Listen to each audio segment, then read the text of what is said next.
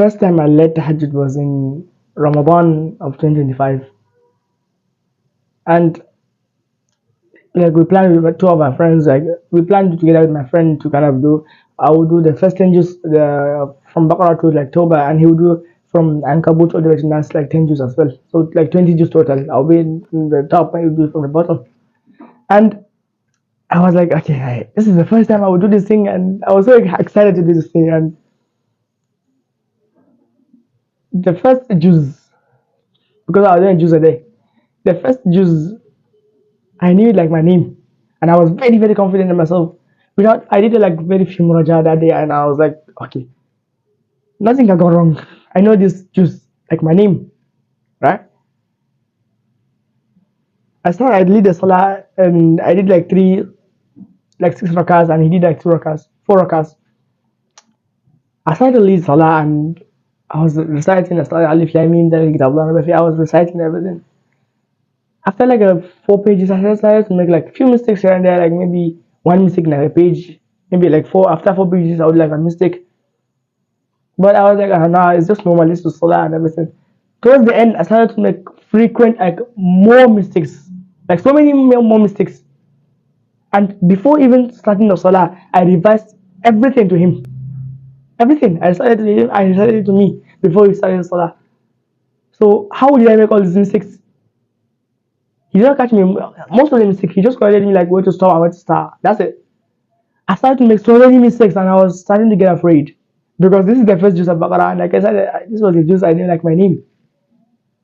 I started to make mistakes, 2, 3, 4 mistakes per page. It started to become scary.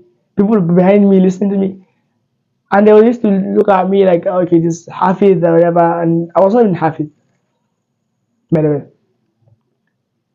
They look at me like with so much respect, and I was like making so many mistakes, and I was starting to get afraid. And it was so difficult on me because, and my friend was telling me, slow down, and I was reciting the Quran very fast. Normally, I like usually recite the Quran very very fast. When I make it slow, it makes the mistakes 10 times more apparent. There are some small mistakes, like for example, anfusahum, anfusakum. These kind of mistakes, samawati wal ard, samai wal ard. All these small mistakes that you think, okay, you know these things. Put yourself in the battle zone, which is in Salah, in front of hundreds of people, in front of many people. In fact, that's when the real Quran will come out. You will start to see so many mistakes, and I was starting to be afraid. So many mistakes. I knew that I knew everything, and I was kind of getting agitated, and I will make more mistakes as well. I will make so many mistakes, get afraid, more mistakes, slow down, more mistakes.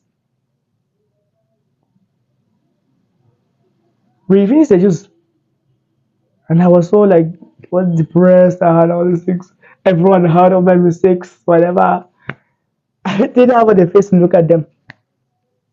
My friend came in perfectly. He started so good, and he made like very few mistakes, maybe like probably 4 or 5 mistakes in the juice. That's it. I made like 40 mistakes, 40, 50 mistakes, and at that point, I realized that the Quran is not something to take lightly. Fast forward a long time before I realized that, and to my estimation, from starting Hifdh, it took me 1,036 days, over 1,000 days. I wanted to like really get this in 1,000 days before I finally knew how to have strong Hifdh. 1,000 days. If someone can memorize the entire Quran in 1,000 days, it took me 1,000 days. And people will just tell you, okay, revise the Quran. Like, what pissed me off, there are so many bakwas, like, trying to, like, people tell you, okay, go and memorize and go and revise. Yeah, but how? Okay, recite it from the beginning. Yeah, but how? Repeat it multiple times. How? And up until, like, I said about 1,000 days, and I met, what's fascinating is that the first recitation that touched me so much to the point that I wanted to join a madrasa was by this Sheikh Kamal Usman. He didn't even know that And back in 2023, he was the one that was reciting the Quran. And that was the first time I came out for Tahajjud in Ramadan. I remember the first verse I heard from him was Ar-Rijalu Qawwamuna 'ala an-Nisa from Surah Nisa. He was reciting so beautifully to the point that all I was feeling the Quran even like instead of praying. And I was mesmerized with that recitation. And if you ask me who is the best reciter in the world, I would just point out Kamal Usman. He was the same person I met to ask him for advice. Even though at that around this year I started to understand whatever I'm doing, but I just lowered my ego, kind of asked him to kind of understand what is happening. And I complained to him about what's happening. Like I would memorize, I would revise multiple times. I would even study in Salah. By the time I finish the portion I'm doing, I have nothing in my head. And he said the reason is because you're not repeating it multiple times. He asked me some few questions. I answered that. Like, he said the problem is that when I finish a juice or when I finish a portion, I don't repeat it multiple times. He said the way he used to put his students is that 30 times per page. Every single page recited 30 times. And the maximum I recited was like 10 times, sometimes on some pages I would just memorize and I would just revise it like 3 times and that's it. And I would be doing my muraja. Like you have to build confidence in your head. Repeat it multiple times. And I started to implement it, but like I was thinking like 30 times per page and he advised me to do like 5 pages and I was like I did the math. That would take me like roughly 3 hours. And was like, now you have the time right now. And I was in university as well. It was like, now you have the time, now you do this. I asked him, okay, what about my muraja? He said, yeah, just complete the muraja. I asked him, okay, am I supposed to read the Quran while looking at it or my brain? And he said, you're supposed to look at it. Because in the past, I thought that you just have to close the Musaf, recall everything, when you make a mistake, look at it. And he even mentioned the same strategy. And I was thinking in my brain, and he just said it out loud because he'd been through that as well. People think, okay, so close half and recall everything when you make a mistake, open look. He say it works, but it doesn't have much impact. When you are used to looking at the Musaf, you kind of build muscle memory. This page is in this verse in this place, whatever. And for a long time, I was like, I had very, very weak visual memory. So the advice he gave me was 30 times. And when you finish a portion, you're supposed to read the entire portion to a teacher. And I knew that for a long time, but for some reason I had like this ego, like whatever, like I don't want to do. I want just want the easy, the shortcut. Very soon this channel I will make like a full guide on having strong hip as well, because these days I have a very strong hip, alhamdulillah. Not all the hips is strong, but I have a large portion of the hips is very, very strong, alhamdulillah. I implemented that. And I did the math. Sometimes when you're reciting the Quran very fast, it does not. It kind of reduces the amount of time. And you might think it will take you 30 minutes, but even if it takes you 30 minutes per page, you must not do 5 pages a day. You can do like a page, 2 pages, depending on the time you have. And he also mentioned I'm supposed to recite in tartil as well. Tartil, you gotta recite it very, very slowly and calmly and whatever. And he said if I have enough time, I should revise my Quran slowly. But depending on the time, if you don't have enough time, you can up the pace a little bit. People talking about revision and they will tell you repeat. They will not give you a certain amount and you'll be telling yourself and you will not repeat the amount portion.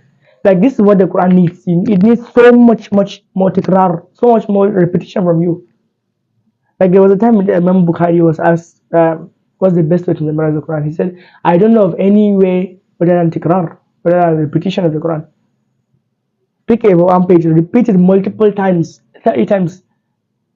By the time you repeat 30 times, you will not forget that page. Like think of it like how would I say, like a shield surrounding your head.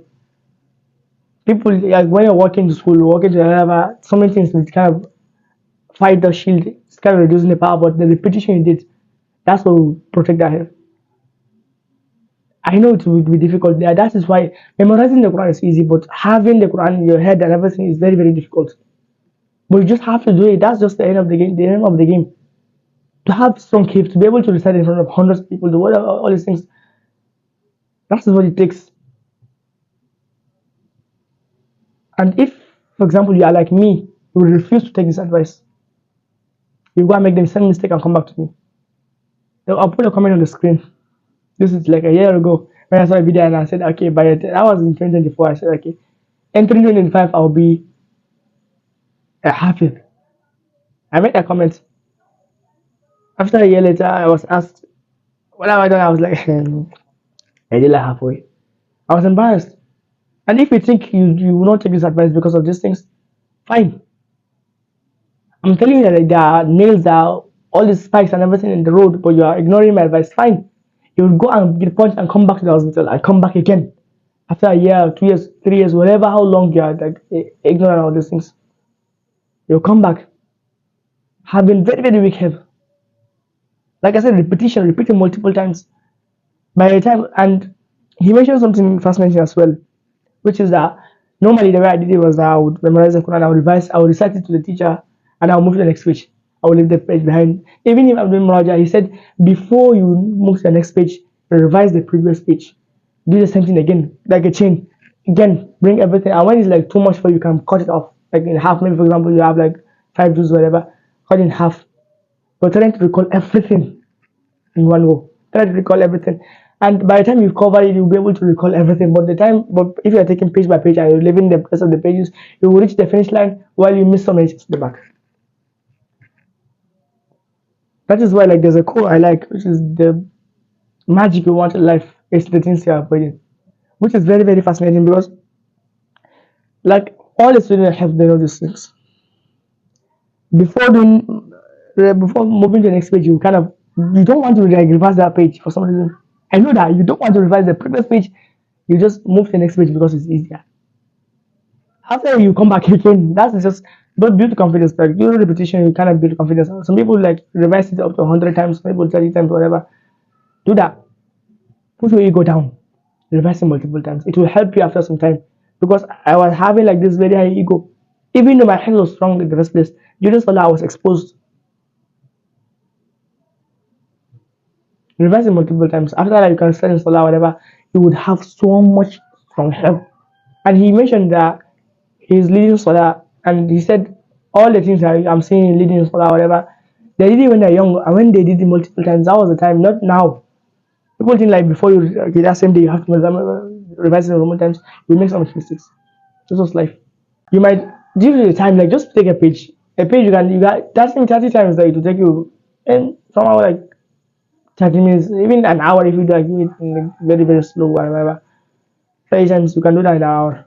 You can do it in 30 minutes. I usually do it like in 20 minutes, 30 minutes, like that. If you cannot sit down to do it, then you're not serious about these things.